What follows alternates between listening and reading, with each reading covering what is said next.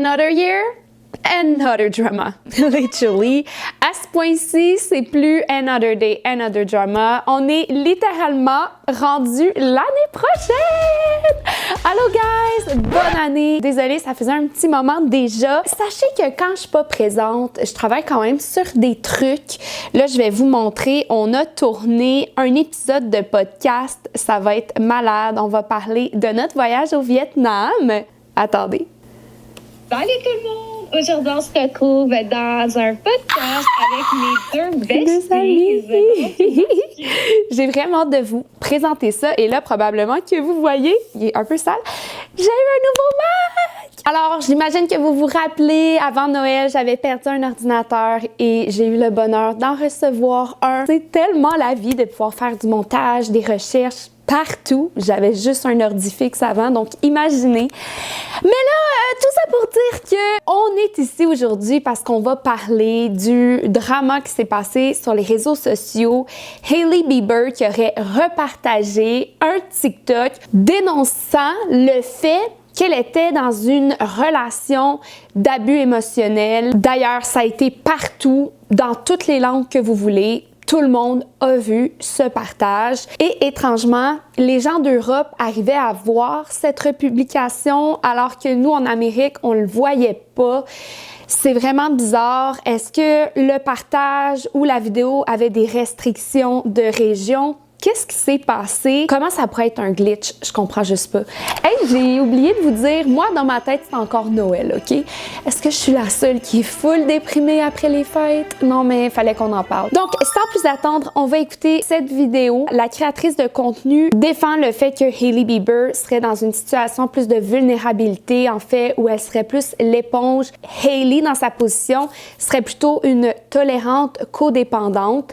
Mais vous allez voir, là, je vais vous partager des extraits de la créatrice qui démontrent que c'est quand même quelque chose de récurrent dans les relations. La créatrice a pris l'exemple de Hailey et Justin, mais ça arrive tellement souvent dans les relations de longue durée qu'il y a juste un partenaire qui tolère davantage, on va dire comme Julia Face, son nom, a dit, et là vous allez voir, ça va tellement aller loin que la créatrice va même être poursuivie.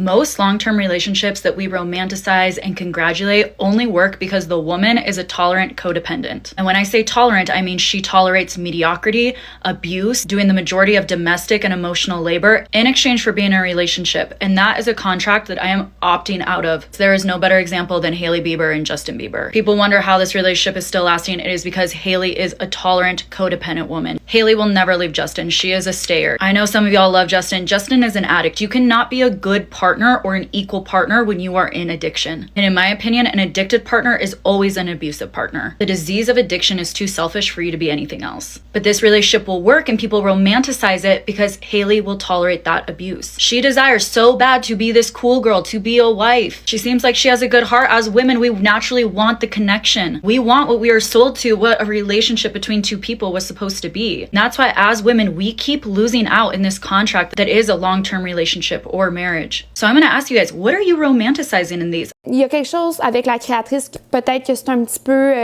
lourd là, de dire, cependant je comprends où elle veut en venir, là, mais le comportement addict, c'est vrai que Justin a eu de l'addiction dans le passé. Par contre, Justin est beaucoup plus que son addiction.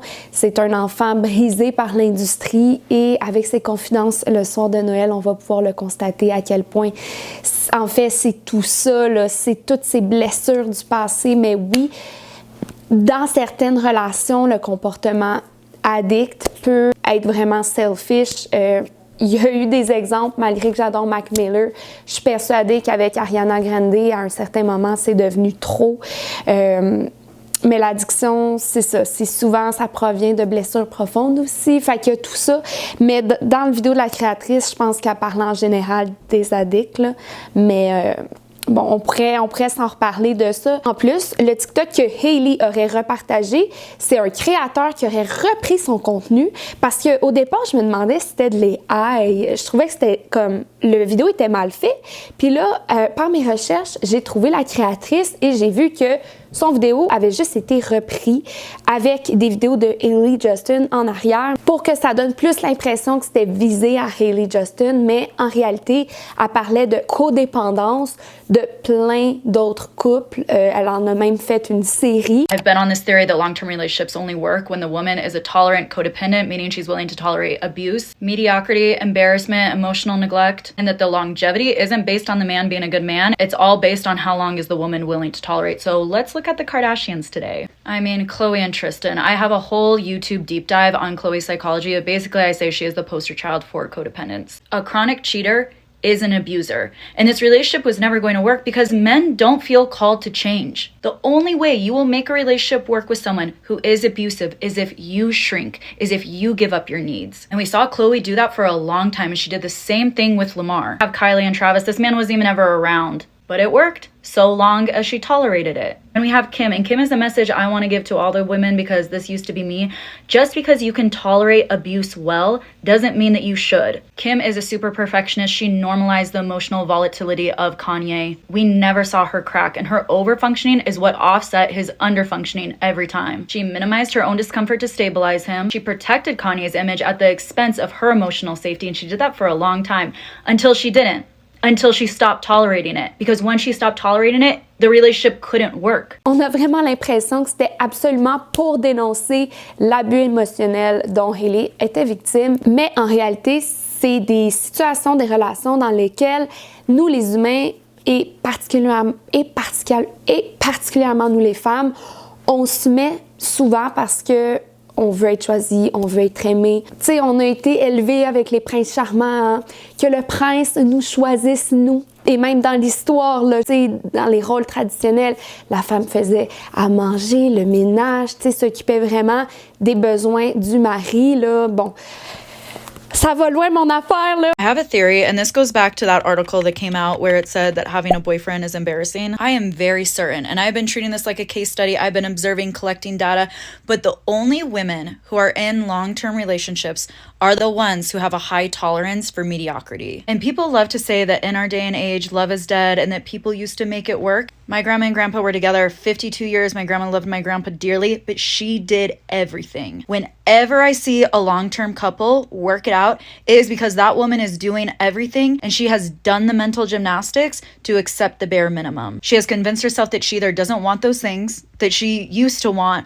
or she has made some kind of justification in her sacrifice, in being the matriarch. Donc, évidemment, on peut être en accord, en désaccord, mais je pense qu'il y a quand même des points là, qui sont pertinents. Donc, vous pouvez comprendre que ça a créé une énorme tollée, je veux dire.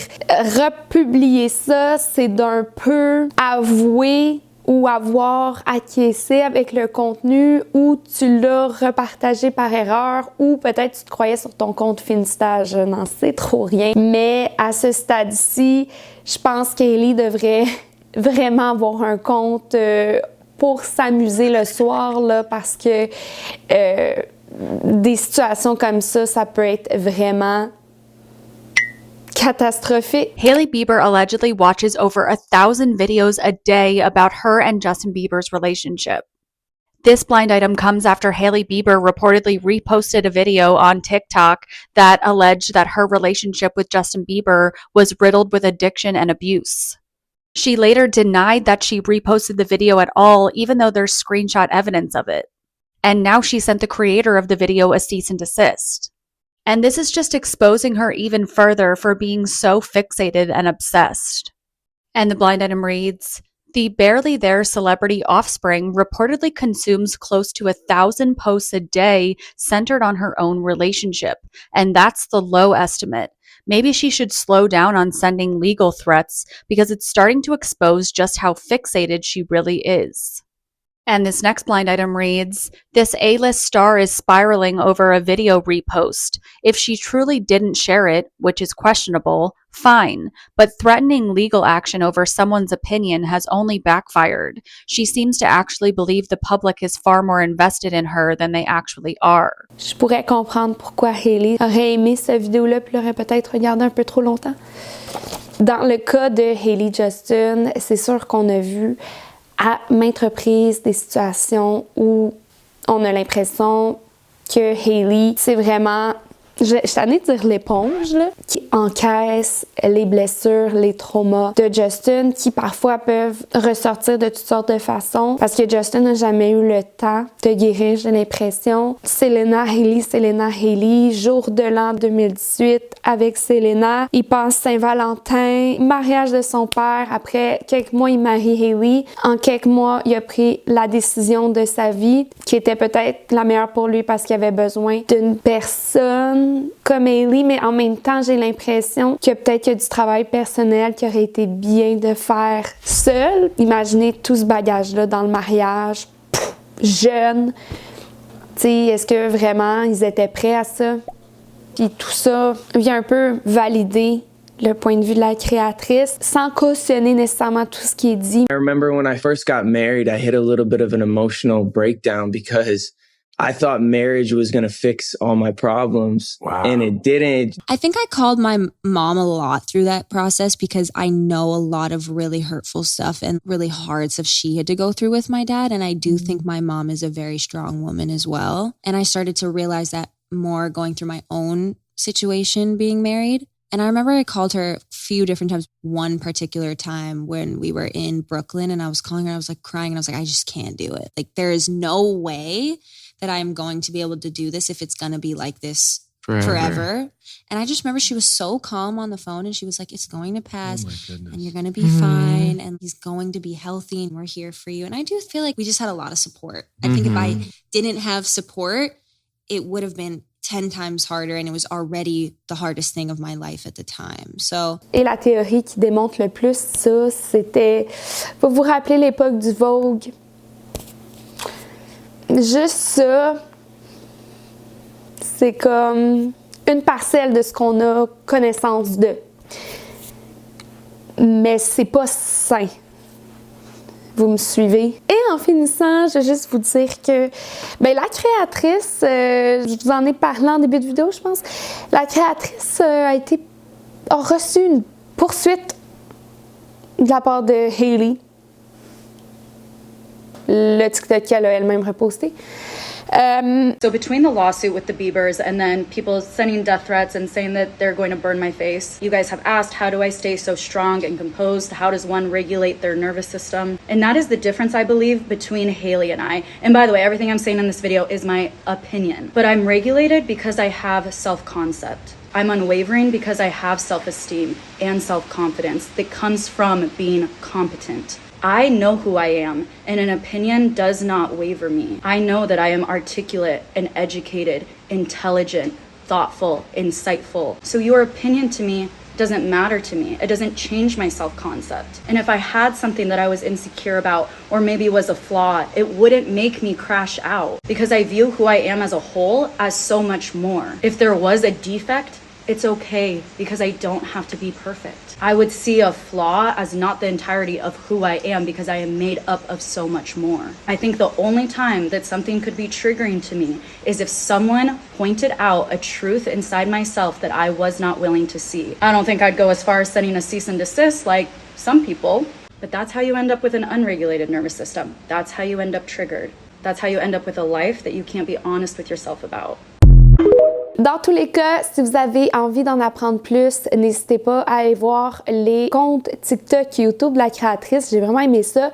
Je vais les mettre en lien dans la description. Elle a d'ailleurs fait une vidéo « Pourquoi Hailey Bieber ne va jamais quitter » qui reprend un peu tous les concepts dont on a discuté, mais il y a d'autres sujets aussi, la psychologie de plein d'artistes. Je viens de la découvrir, fait que c'est sûr que je vais aller écouter ça quand ça va donner. Sur ce, guys, je suis contente de vous retrouver en ce début d'année. Pour ceux qui attendaient un peu ma vidéo sur Nicki Minaj, je vais être honnête, j'allais tourner là. Puis là, ça est arrivé, fait que j'étais comme, OK, je pense que ça, c'est plus bouillant.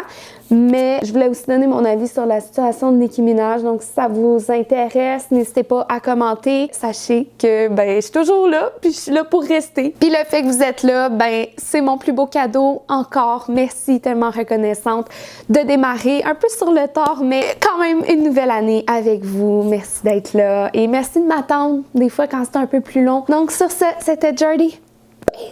Et on se retrouve très bientôt dans une prochaine vidéo. Salut!